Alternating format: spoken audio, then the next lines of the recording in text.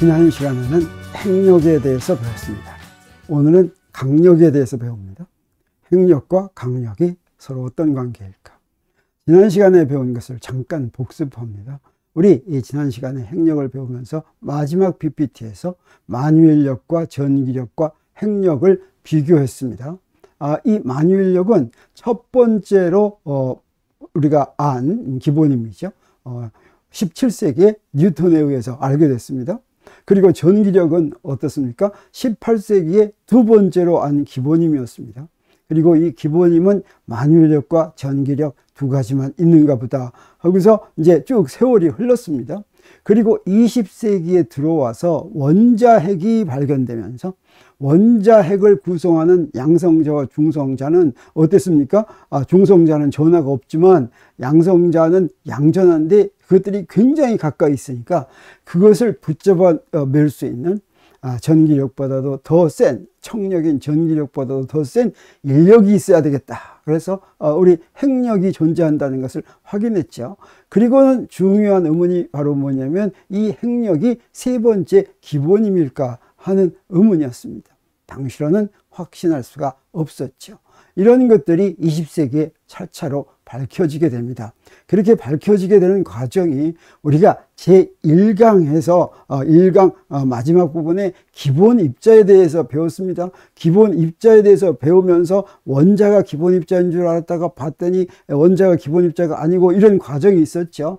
어떤 과정을 거쳤냐면 내 원자 속에 보니까 무엇이 들어있었습니까? 이제 전자가 원자의 성질을 결정하는 것이었고 가운데 원자핵이 있었는데 자, 이거 너무 원자에 크게 그렸죠. 이렇게 크지 않죠. 아주 작은 부분에 모여있죠. 이 안에는 양성자와 중성자로 되어 있는데 모든 물질들이 이 원자로 이루어졌고 원자 속에는 이 세 가지가 들어있으니까 이 세 가지가 모든 만물을 구성하는 기본 입자구나 라고 생각하던 그런 시기가 있었다고 그랬습니다. 그런데 무슨 일이 벌어졌습니까? 이 양성자와 중성자는 양성자, 중성자, 전자 중에서 전자는 엄청 작으니까 그 안에 또 뭐가 들어있으리라고는 상상하기 어렵지만 양성자, 중성자는 전자의 질량이 2000배나 되는 것이었죠. 그래서 이 속에는 뭐가 있지 않을까 하고서 이걸 쪼갤 수 있도록 한번 되게 때려봤습니다. 그랬더니 무슨 일이 벌어졌냐면 자, 이 양성자를 되게 때려봤어요. 그랬더니 이 양성자가 둘로 나눠졌습니다. 어떻게 나눠졌냐면 중성자와 양전자라고 하는 것으로 나눠졌습니다. 그리고 나서 이 중성자는 그러면 뭐로 되어 있을까 하고서 되게 때려봤더니 무엇으로 되어 있다고 밝혀졌냐면 그 안에 양성자가 있고 전자가 있다라고 하는 게 밝혀졌어요. 그 얘기는 무슨 얘기입니까? 이 양성자는 원래 중성자가 나오면 되죠.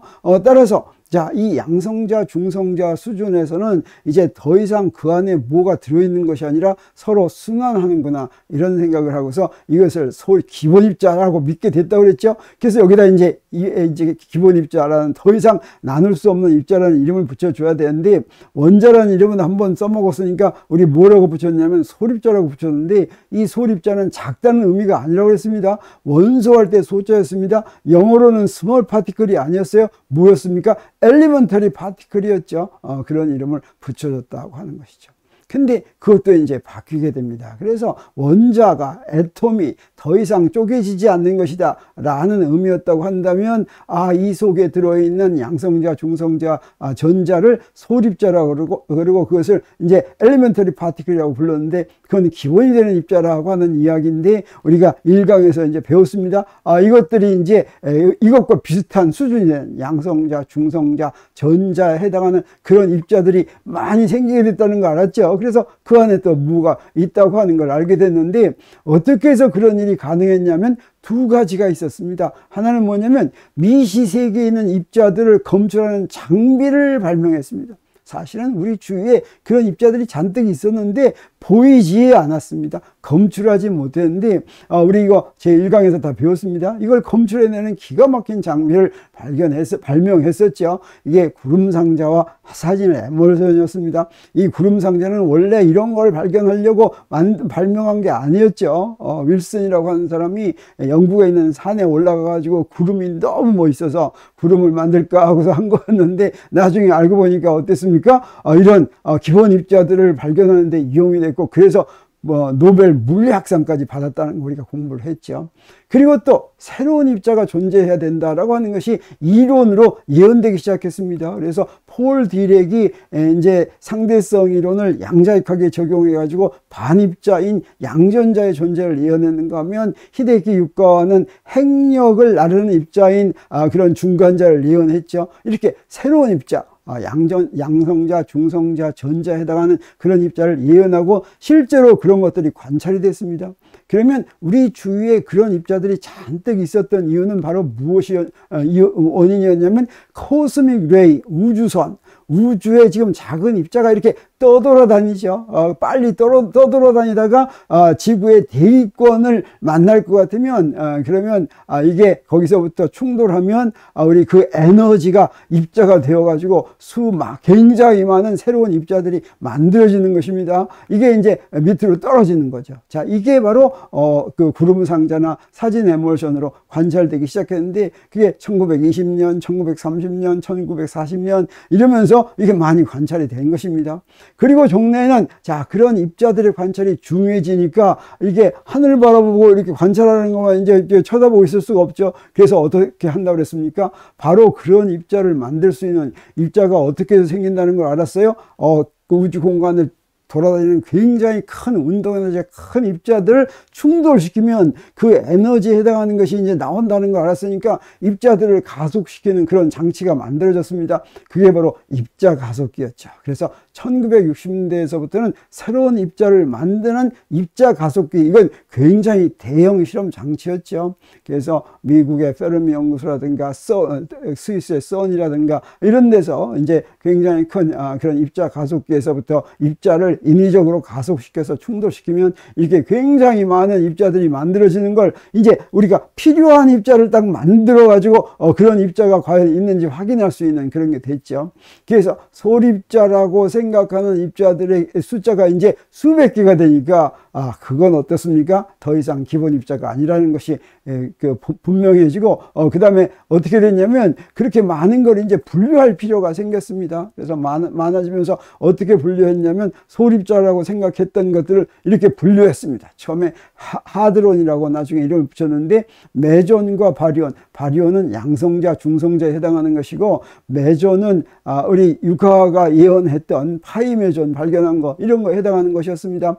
그리고 렙톤은 전자와 뮤온과 타원에 해당하는 것인데 이건 딱 6개밖에 없었어요. 그리고 메존과 바리온을 두 개를 합해서 하드론이라고 부르는데 자, 이렇게 많이 분류해 놨는데 그 다음에 이제 무슨 일이 벌어지냐면 렙톤은 렙톤대로 더 이상 분석 입자가 없다고 생각됐지만 메존과 바리온은 그 안에 무엇이 있다고 생각할 수 있는 증거가 나오기 시작했죠. 그걸 누가 했습니까? 겔먼이라고 하는 사람이 쿼크 모형을 제안을 했죠.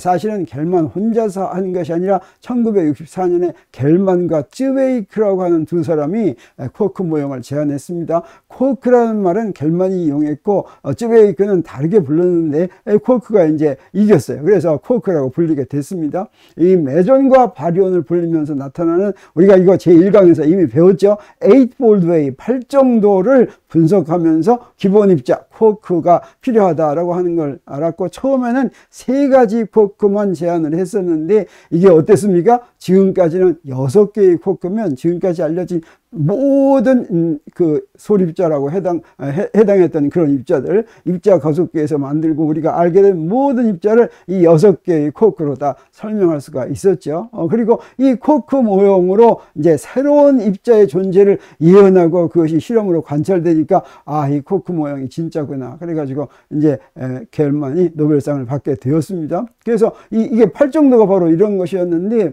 이런 입자들을 메존과 바리온을 나열할 것 같으면 이런 모양을 보였습니다. 이걸 어떻게 설명하느냐? 겔만이 간단하게 설명했습니다. 이런 수학적인 모형을 제안한 것이었어요. 그래서 업쿼크, 다운쿼크, 스트레인지 쿼크가 이렇게 있는데 이때 전하는 업쿼크는 3분의 2이고 2는 이제 양성자가 갖고 있는 전하의 크기, 그 다음에 전자가 갖고 있는 전하의 크기가 똑같은 거 이걸 2라고 불렀죠. 근데 업코크, U코크라고 하는 것은 이 전자의 3분의 2만큼의 양전하를 가지고 있고, 요거는 3분의 1, D코크와 S코크는 3분의 1만큼의 음전하를 가지고 있었습니다. 그리고 새롭게 기묘도라고 하는 것을 갖고 있는데, 그걸 이용할 것 같으면 그 중성자는 다운 업코크, 양성자는 다운 업코크 2개, 이런 식으로 여기에 이제 8개를 다 이런 식으로 보니까 어떻습니까? 기계적으로 DDU, DUU, SDD, 그 다음에 뭐가요? SDU, 그 다음에 SUU, 그 다음에 이건 뭐가 돼요? SSD, SSU, 이런 식으로 이렇게 다 설명해서 모든 입자들을 이런 식으로 규칙적으로 설명할 수 있게 됐었죠. 그래서 코크 6개를 어떻게 정리할 수가 있었습니까? 우리 이 겔만이 처음에 설명한 것은 업코크, 다운코크, 스트레인지 코크였는데, 이제 새로운 소립자들이 만들어지면서 코크의 숫자들이 점점 더 필요했습니다. 그래서 딱 6개. 그래서 업코크, 촤암코크, 탑코크, 다운코크, 스트레인지 코크, 버텀코크, 이러는데, 이렇게 요 코크들의 이름을 부르는 걸 뭐라고 그런다고 그랬습니까? 플레이버라고 그런다고 그랬죠. 플레이버가, 코크는 플레이버가 6가지의 플레이버를 갖고 있다. 근데 이 위에 있는 3개의 플레이버는 어때요? 전하가 플러스 3분의 2이고, 그 다음에 밑에 있는 것은 마이너스 3분의 2이다 라고 하는 것을 알게 됐고, 이 코크와 코크들이 모여서 메존과 바리온을 이루고 있는데, 이 메존과 바리온을 이루게 하는 상호작용이 바로 무엇입니까? 그것이 바로 강력이다 라고 하는 것이죠. 그래서 바로 이런 코크를 하나로 모여서 메존과 바리온을 만드는 것이 강력이고, 이 강력은 기본입니다 라고 하는 것을 알게 된 것입니다. 그래서 이제 3번째 기본임을 알게 됐어요. 요 3번째 기본임 강력가지를 전에 알게 된 2가지의 기본임인 만유인력과 전기력하고 비교하면 이렇게 되는 것이죠. 여기 만유인력이 있고 전기력, 강력이 있으면 만유인력을 작용하게 하는 원인이 무엇입니까? 그걸 무엇이라고 불렀어요? 그것을 질량이라고 불렀죠. 그러면 전기력을 작용하는 원인을 무엇이라고 부릅니까? 전하라고 불렀죠. 이때 강력을 매개하는 원인을 무엇이라고 부르냐면 색이라고 불렀습니다. 자, 이 원인을 그냥 전기력 작용하는 것, 전하를 일렉트릭 차지 하는 것처럼 강력을 작용하게 하는 건 그냥 스트롱 차지. 그러면 이 질량은 그래비테이셔널 차지, 이렇게 부를 수도 있다고 했었죠. 그런데 여기에 우리 색이라는 이름을 붙인 이유가 있었습니다. 그리고 상호작용이라고 하는 것은 사실은 무엇인가를 주고받는 것이죠. 그래서 양자 장론에 의해서 설명하면, 이런 기본 상호작용을 설명하면 거기에 상호작용을 연결하는 매개입자, 이게 이제 가상입자, 버추얼 파티클이 이것들을 이제 매개하는데, 가상입자라고 하는 건 직접 절대로 측정이 안 됩니다. 상호작용하는 동안에 나왔다가 들어가는데 이건 측정이 안 되는 그런 매개입자를 얘기하는데, 만유인력의 매개입자를 그래비톤이라고 부르고, 사실 이 그래비톤은 중력파를 입자라고 부르는 의미와 마찬가지겠어요. 그리고 전기력을 매개하는 입자는 포톤이라고 부릅니다. 포톤은 전자기파가 입자의 성질을 가지고 있을 때 얘기하는 게 되겠습니다. 그리고 강력을 매개하는 입자를 바로 글론이라고 부른다고 하는 것이죠. 근데 봤더니 질량은 한 가지 종류밖에 없다는 거 우리가 옛날에 얘기했습니다. 어떤 입자가 가지고 있던 그 질량은 다 똑같은 것입니다. 한 가지 종류인데, 전기력을 작용하게 하는 원인이 전하는 어때야만 된다고 그랬습니까? 2가지가 있어야지만 된다고 그랬죠. 전기력은 2가지 종류가 있었기 때문이죠. 그게 바로 뭡니까? 이 인력과 청력 2가지를 설명하기 위해서는 전하는 2가지 종류가 있어야 되고, 그래서 하나는 양전하, 다른 하나는 음전하, 이렇게 2개 있을 때는 하나는 양, 이렇게 부르고, 이 양전하는 플러스라고 생각하고 음전하는 마이너스라고 생각하면 똑같은 양을 섞어 놓을 것 같으면 없다고 생각할 수가 있으니까, 자, 이렇게 설명하는 것이 좋다고 해서 이런 이름을 붙인 것이죠. 그리고 실제로 수학적으로도 그렇게 이제 취급하는 것이죠. 그리고 강력의 원인을 색이라고 부르는 이유가 있었습니다. 그 원인이 몇 개가 있냐면 3가지 종류가 있었습니다. 그 3가지 종류가 있었으니까 그 3가지를 또 똑같은 양을 잘 섞어 놓으면 없는 것처럼 보입니다. 이걸 설명하기 위해서는 뭐라고 부르면 좋냐면, 이것을 빛의 삼원색으로 부르면 딱 좋아요. 빛의 삼원색을 어떻습니까? 잘 섞어 놓으면 없는 것처럼 보이죠. 또 이런 색깔이 있으면 이것에 보색하고 섞으면 이제 없는 것처럼 보이죠. 이 보색이 바로 어떤 의미를 갖냐면, 이게 반입자의 의미를 갖는다. 그래서 이 색깔을 아주 잘 이 강력의 원인인 그 스트롱 차지를 잘 설명하기 때문에 스트롱 차지의 이름을 컬러라고 부른 것입니다.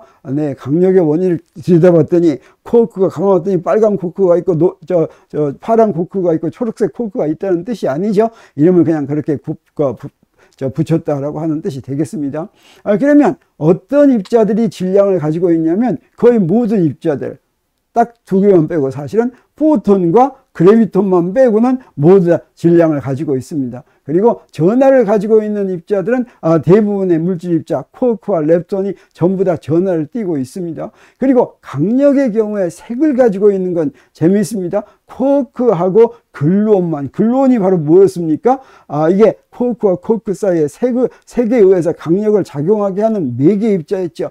이 매개 입자가 색을 가지고 있다고 하는 것이죠. 그래서 매개 입자와 매개 입자 사이도 서로 강력으로 서로 잡아다닌다고 하는 그런 특징이 있는 것입니다. 그러면 여기서 질량이 없는 입자는 뭐가 있느냐? 광자가 있고 그래비톤이 있고 그렇습니다. 근데 전하를 안 뗀 입자의 특징은 뭐가 있냐면 광자가 있습니다. 광자는 바로 뭐였어요? 전기력을 매개하는 입자였죠.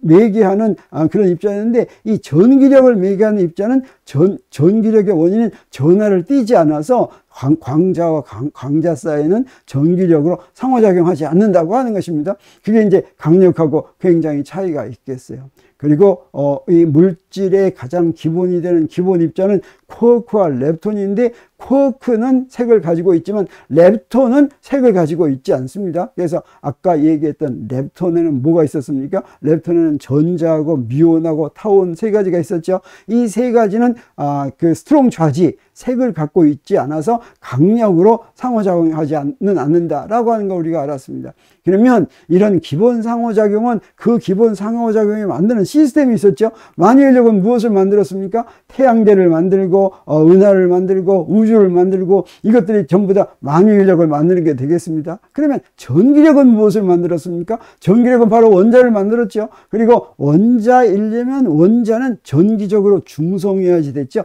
그 안에 들어있는 양전하와 음전의 양이 정확하게 똑같아야 됐습니다. 그러면 이 강력이 만드는 건 뭐냐? 강력이 만드는 시스템은 바로 메존과 바리온입니다. 그래서 메존과 바리온은 무색이 돼야지 되는데 메존은 무엇으로 이루어졌냐면 쿼크와 반쿼크로 이루어졌습니다. 그래서 어떤 쿼크하고 그 쿼크의 반쿼크는 색깔이 어떻습니까? 보색이기 때문에 더하면 무색이 되는 거죠. 바리온은 어떻게 됩니까? 세 개의 쿼크로 구성이 돼서 이 세 개의 쿼크가 빛의 삼원색처럼 잘 조절이 돼서 색깔이 무색으로 될 때만 메존과 바리온으로 존재할 수 있다고 하는 것입니다.